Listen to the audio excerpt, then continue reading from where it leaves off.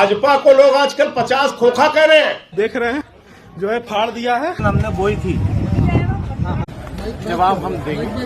दोस्तों नमस्कार, हमारा नाम योगेश शुक्ला है और आप इस समय इस पर संदेश देख रहे हैं। कल हमने काला सच में ये कहा था कि देश में इस समय 3 चीजों की चर्चा बहुत जोरों पे रहती है। एक तो खरीदने और बेचने की, कभी सरकार की तरफ कोई चीज बेची जाती है, या ईडी को लेकर इस समय देश में ईडी की चर्चा रहती है। बच्चा बच्चा जान गया है कि ईडी क्या है।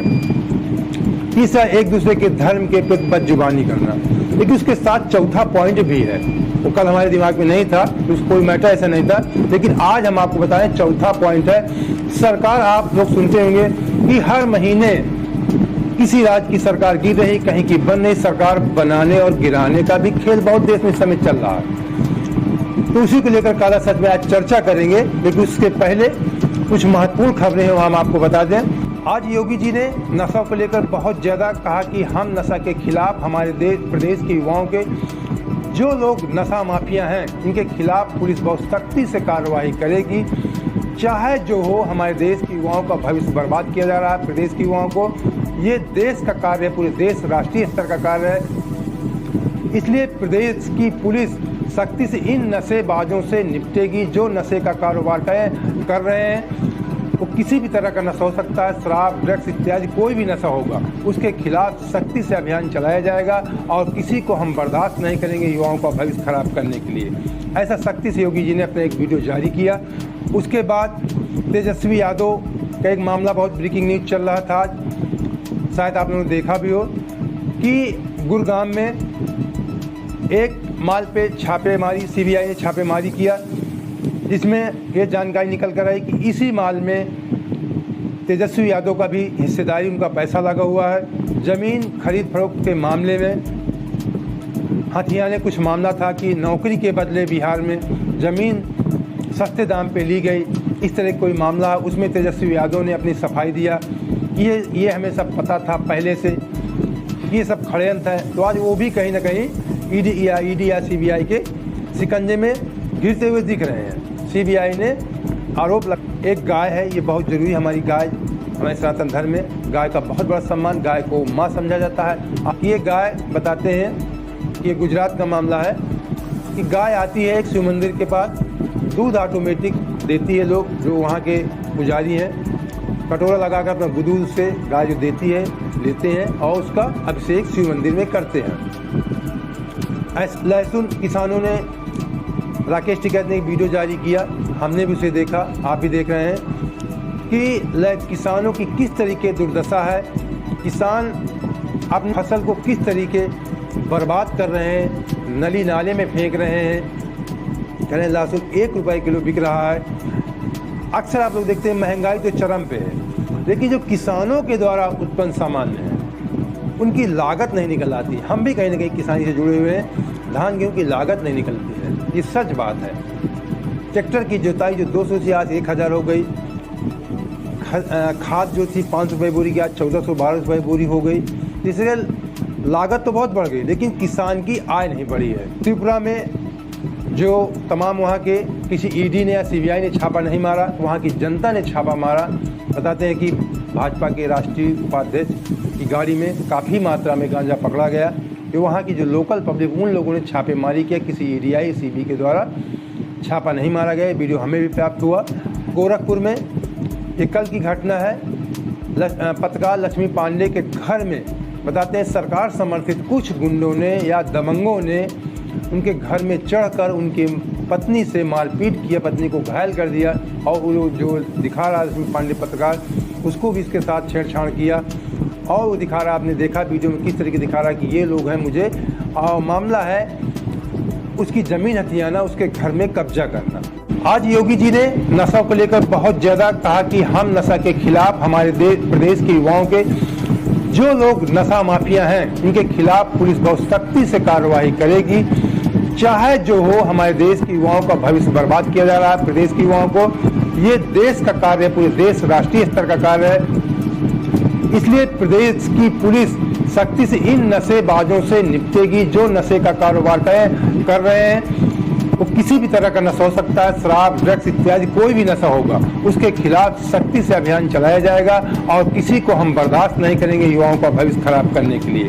ऐसा सख्ती से योगी जी ने अपना एक वीडियो जारी किया। उसके बाद तेजस्वी यादव का एक मामला बहुत ब्रेकिंग न्यूज चल रहा था, शायद आप लोगों ने देखा भी हो कि गुरुग्राम में एक माल पे छापेमारी, सीबीआई ने छापेमारी किया, जिसमें ये जानकारी निकल कर आई कि इसी माल में तेजस्वी यादव का भी हिस्सेदारी, उनका पैसा लगा हुआ है। जमीन खरीद फरोख्त के मामले में हथियाने कुछ मामला था कि नौकरी के बदले बिहार में जमीन सस्ते दाम पे ली गई, इस तरह कोई मामला, उसमें तेजस्वी यादव ने अपनी सफाई दिया। ये हमें सब पता था पहले से, ये सब षड्यंत्र है। वैसे आप लोग भी, हम लोग भी देखते हैं, इस समय महसूस कीजिए, आप भी, मैंने महसूस किया जब कुछ दिन पहले संजय राउत जो महाराष्ट्र के हैं काफ़ी बोलते थे, मैंने महसूस किया इधर 3-4 वर्षों में, इधर भी महसूस कर रहा हूं कि जो नेता किसी भी राज्य का, किसी भी विपक्ष का नेता ज़्यादा बोलने लगता है, जब उसके ज़्यादा मैसेज समाचार में या सोशल मीडिया वायरल होने लगते हैं तो उसके खिलाफ ईडी का कोई न कोई मामला निकल ही आता है, चाहे छोटा मामला हो। मतलब काम मंत्री बड़े हैं, घोटाला अरबों का हो सकता है, लेकिन लाखों करोड़ों का भी आपने कोई गमन या कोई आपसे हेरा फेरी, गलती, जान बूझ कर अनजाने कुछ भी हो गया है, अक्सर सामाजिकता में लोगों से हो जाता है, तो आपके खिलाफ ईडी की छापेमारी, ईडी की जांच, मनी लॉन्ड्रिंग केस आपके खिलाफ दर्ज हो जाता है। ऐसा हमने देखा, संजय राउत को देखा, और सोनिया गांधी, राहुल गांधी, आप देखे ही नहीं, कोई बहुत बड़ा मामला नहीं है। जो उनके नेशनल हेराल्ड अखबार उन्हीं का था, जवाहरलाल नेहरू ने इसको स्थापना किया था, ये खुद शेयर नहीं लिया था, तमाम लोगों से दे दिया था। उसके बाद में अखबार घाटे में गया, उसमें 50 करोड़ का मामला था। अब इतने बड़े, मतलब सरकार, जो जिनकी सरकार सदैव रही, सरकार फिर भी थी उनकी 10 साल मनमोहन कार्यकाल में, उसी समय का बताया जा रहा घोटाला। तो इस तरह के तमाम जो बातें समझ के परे होती हैं कि राहुल गांधी, सोनिया गांधी जैसे लीडर 50 करोड़ के लिए गमन करेंगे, घोटाला करेंगे और ईडी की इतना बड़ा केस उसको तूल दिया जाएगा, बातें समझ में बहुत कम आती हैं। उसी प्रकार इस समय बहुत ज़्यादा बोल रहे हैं तेजस्वी यादव जी, आप लोग देख रहे होंगे आए दिन का, इस समय जब सरकार उनकी नहीं वहाँ पे बनी थी बिहार में, उसके पहले से काफ़ी ज़्यादा बोला करते थे, तो आज वो भी कहीं ना कहीं ईडी या सीबीआई के शिकंजे में गिरते हुए दिख रहे हैं। सीबीआई ने आरोप लगाया कि इसमें तेजस्वी यादव का जो गुरुग्राम में छापेमारी हुई, माल में पैसा लगा हुआ है। इसके अलावा भी बंगाल में ममता बनर्जी के भतीजे के खिलाफ हर राज्य में ऐसा कुछ न कुछ मामला सीबीआई, ईडी का, विशेषकर ईडी का इस समय जोर चलता रहता है। इसके बाद तो अपना उन्होंने सफाई दिया कि हमें जानकारी, तेजस्वी ने हमें जानकारी पहले से इसके संबंध में हमने बताया। इसके बाद एक गाय है, ये बहुत जरूरी, हमारी गाय, हमारे सनातन धर्म में गाय का बहुत बड़ा सम्मान, गाय को माँ समझा जाता है। आज हर एक सनातन धर्म को मानने वाला जब गाय कहीं बगल में उसकी गुजरती है तो उसे प्रणाम जरूर करता है। तो एक गाय है, आप देख रहे हैं, ये गाय बताते हैं, ये गुजरात का मामला है कि गाय आती है एक शिव मंदिर के पास, दूध ऑटोमेटिक देती है, लोग जो वहाँ के पुजारी हैं कटोरा लगाकर अपने दूध से गाय जो देती है लेते हैं और उसका अभिषेक शिव मंदिर में करते हैं, ऐसा बताया जा रहा है। गाय कोई दूहता नहीं है, गाय अपने आप दूध देती है। इसके बाद लहसुन किसानों ने, राकेश टिकैत ने एक वीडियो जारी किया, हमने भी उसे देखा, आप भी देख रहे हैं कि किसानों की किस तरीके दुर्दशा है, किसान अपने फसल को किस तरीके बर्बाद कर रहे हैं, नली नाले में फेंक रहे हैं। कहें लहसुन 1 रुपये किलो बिक रहा है। अक्सर आप लोग देखते हैं महंगाई तो चरम पे है, लेकिन जो किसानों के द्वारा उत्पन्न सामान्य है उनकी लागत नहीं निकल आती। हम भी कहीं ना कहीं किसानी से जुड़े हुए हैं, धान गेहूं की लागत नहीं निकलती है, ये सच बात है। ट्रैक्टर की जोताई जो 200 से आज 1000 हो गई, खाद जो थी 500 रुपये बोरी की आज 1400-1200 रुपये बोरी हो गई, इसलिए लागत तो बहुत बढ़ गई, लेकिन किसान की आय नहीं बढ़ी है। त्रिपुरा में जो तमाम वहाँ के किसी ईडी ने या सीबीआई ने छापा नहीं मारा, वहाँ की जनता ने छापा मारा। बताते हैं कि भाजपा के राष्ट्रीय उपाध्यक्ष की गाड़ी में काफ़ी मात्रा में गांजा पकड़ा गया। फिर वहाँ की जो लोकल पब्लिक, उन लोगों ने छापेमारी किया, किसी ईडीआई सीबी के द्वारा छापा नहीं मारा गया। वीडियो हमें भी प्राप्त हुआ। इसके बाद गोरखपुर में एक कल की घटना है, पत्रकार लक्ष्मी पांडे के घर में बताते हैं सरकार समर्थित कुछ गुंडों ने या दबंगों ने उनके घर में चढ़कर उनकी पत्नी से मारपीट किया, पत्नी को घायल कर दिया, और वो जो दिखा रहा लक्ष्मी पांडे पत्रकार, उसको भी इसके साथ छेड़छाड़ किया। और वो दिखा रहा, आपने देखा वीडियो में किस तरीके दिखा रहा कि ये लोग हैं मुझे, और मामला है उसकी जमीन हथियाना, उसके घर में कब्जा करना। अब इसके बाद अन्य खबरों पे आ जाते हैं।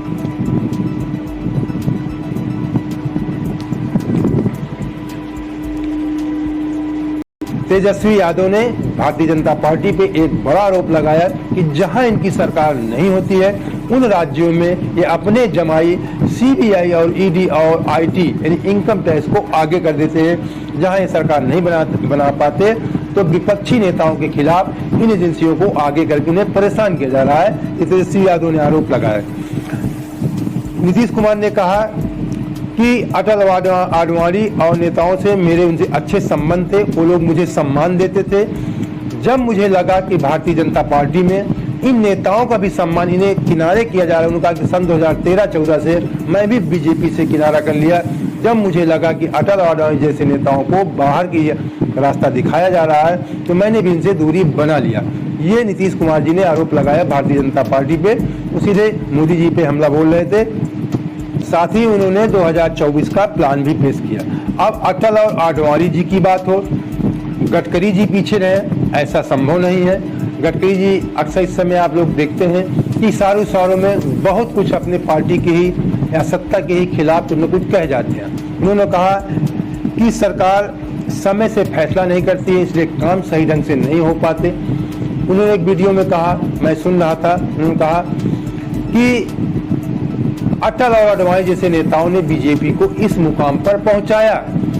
सन 80 में जब हमारी बीजेपी, हमारी पार्टी की जो स्थिति थी बहुत कमजोर थी, उस समय अटल जी ने कहा था सूर्य ढल रहा है, रात खत्म होगी, उजाला जरूर आएगा। ये गडकरी जी कह रहे थे, उनका भी इशारा था। उन्होंने कहा कि उन्हीं के मेहनत की वजह से आज मोदी जी के नेतृत्व में पूरे देश में हमारी सरकार काम कर रही है। इशारा उन्होंने कहीं ना कहीं, आप जानते हैं, सब अपने पार्टी के खिलाफ कहीं ना कहीं वो कर देते हैं, कुछ न कुछ अपना उनकी टिप्पणी होती है अपना निष्पक्ष रूप से करते हैं। इसीलिए उनको संसदीय बीजेपी संसदीय बोर्ड से बाहर भी कर दिया गया है। इस समय संसदीय बोर्ड में नहीं है। नीतीश कुमार जी और तेजस्वी यादव को महागठबंधन की सरकार को आज बिहार में बहुमत भी सिद्ध करना था। उन्होंने बहुमत अपने पक्ष में सिद्ध किया, बीजेपी ने वॉकआउट किया। इसकी वजह से उनके पक्ष में 160 मत पड़े। वैसे उनके पास 164 विधायकों का समर्थन है। 4 विधायक हो सकता है उनके मौजूद न रहे हो, इसलिए उनके पक्ष में 160 मत पड़े और उनकी सरकार बरकरार है नीतीश कुमार जी की बिहार में। कल से एक चर्चा और जोरों पे है। जब से एनडीटीवी की हिस्सेदारी अडानी ग्रुप ने खरीदी है तो लोग कहते हैं कि रवीश कुमार जी क्या करें। तमाम अजीब देखते हैं समाज में, एक तरह के लोग कहते हैं, तो लोग व्यंग भी कसते हैं कि रवीश कुमार अब क्या करेंगे, कहाँ जाएंगे, सड़क पे समाचार कहेंगे। उनके खिलाफ तमाम तरह की बात उन्होंने बहुत सख्त लहजे में कहा। इसके पहले भी उन्होंने कहा था, जब एक बार एनडीटीवी को बैन किया गया था, उन्होंने कहा था कहीं संविधान में नहीं लिखा है कि एक पत्रकार को स्टूडियो में ही समाचार पढ़ना है। हम रोड पे पढ़ देंगे, पार्क में पढ़ देंगे, बाथरूम में पढ़ देंगे, कहीं पढ़ देंगे, समाचार पढ़ना है। ऐसा उनका वीडियो उस समय वायरल हुआ था। आज उन्होंने कहा, जब ऐसी बातें चले तो उन्होंने कहा कि ये ऐसी ही खबर है जैसे हो सकता, उन्होंने कहा कि वैसी खबर है जैसे ऐसा लगता है कि मोदी जी ने मुझे इंटरव्यू देने के लिए समय दे दिया है। उन्होंने कहा कि एक ऐसी खबर है कि जैसे मुझे मोदी जी, इशारों में उन्होंने कहा कि जैसे अंदाज में उन्होंने ट्वीट किया कि जैसे मोदी जी ने मुझे इंटरव्यू देने के लिए समय दे दिया है, और जैसे अक्षय कुमार ने बम्बैया आम लेकर मेरे गेट पे खड़े, व्यंग कसा। अक्सर लोग कहा करते हैं कि रवीश कुमार जी कहते हैं कभी मोदी जी मुझे सार्वजनिक रूप से मुझे इंटरव्यू या किसी पत्रकार को सार्वजनिक रूप से पत्रकारों को बुला के इंटरव्यू क्यों नहीं देते हैं। ये रवीश कुमार जी कई बार आरोप लगाए। उन्होंने कहा कि मनमोहन सरकार में एक पत्रकारों की टीम उनके साथ विदेश जाती, उनकी टीम एक विदेश में उनके साथ जाती थी। लेकिन अब मोदी जी के साथ ये चलन भी बंद कर दिया गया है। अब कोई पत्रकार उनके साथ जहाज में विदेश नहीं जाता है। उन्होंने कहा कि अपने 10 साल के कार्यकाल में मैंने सुना था मनमोहन सिंह ने 2 बार सार्वजनिक पत्रकार वार्ता किया था। उन्होंने कहा ये भी संख्या ज्यादा अच्छी नहीं, 2 बार किया था, लेकिन मोदी जी ने 8 साल में 1 बार भी सार्वजनिक पत्रकार वार्ता क्यों नहीं किया? ऐसा रवीश कुमार ने कहा था। उनके कई सारा था कि मुझे कोई एनडीटीवी से बाहर नहीं। उनका कहने का मतलब यही था कि अगर जैसे मोदी जी मुझे इंटरव्यू नहीं दे सकते, उसी प्रकार मुझे कोई एनडीटीवी से बाहर नहीं कर सकता। ये उन्होंने इशारों में बात किया। उधर अनिल अंबानी के खिलाफ विदेशों में पैसा जमा होने का आयकर विभाग ने बड़ा खुलासा किया है। आयकर विभाग ने कहा कि 814 करोड़ रुपए से अधिक की अघोषित धन रखने के मामले में उन्हें नोटिस दिया गया है विदेशों में। अनिल अंबानी जी को उनका विदेशों में धन जमा है। एक बहुत और अच्छी खबर है, लाल सिंह चड्ढा का हमारे देश में इस समय एक चलन चल रहा है फिल्मों को बाइकाट करने का। फिल्म में कोई क्या समझ में कैसे बाइकाट किया जाता है, कुछ फिल्मों में तो कुछ समझ में आता है मामला, लेकिन फालतू में अधिकांश फिल्मों का ऐसे बेवजह फिल्म एक मनोरंजन के हिसाब से देखी जाती है, बनाई जाती है।